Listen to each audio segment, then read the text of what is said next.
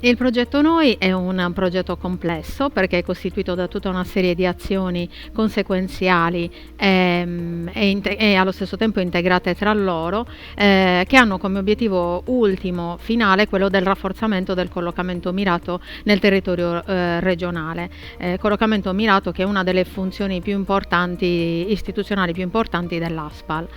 Noi sta per Network per l'occupabilità e l'inclusione, proprio a voler significare che l'azione più importante di questo progetto è quella della costituzione di una rete di servizi per il collocamento mirato in Sardegna, che sia costituita da soggetti istituzionali ma anche soggetti appartenenti al terzo settore che interagiscono assieme proprio per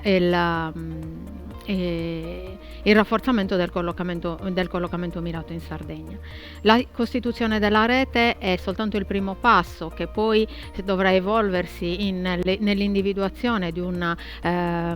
presa in carico specialistica del soggetto con disabilità, che segua un approccio biopsicosociale e multiprofessionale, in cui più operatori con compiti differenti e con professionalità differenti insieme agiscono per prendere in carico l'utente, conoscerlo, conoscerne le sue aspirazioni, le proprie aspettative, conoscere la sua professionalità,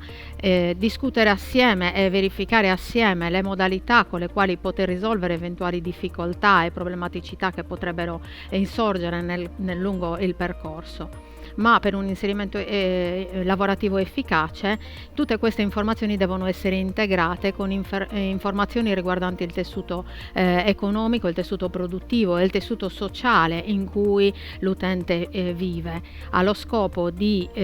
poter costruire insieme a lui un progetto personalizzato che possa essere efficace e duraturo nel tempo, non solo perché condiviso con l'utente stesso, ma anche perché rispondente con le azioni che saranno inserite al proprio interno a tutte queste informazioni e queste esigenze che sono state individuate con la presa in carico.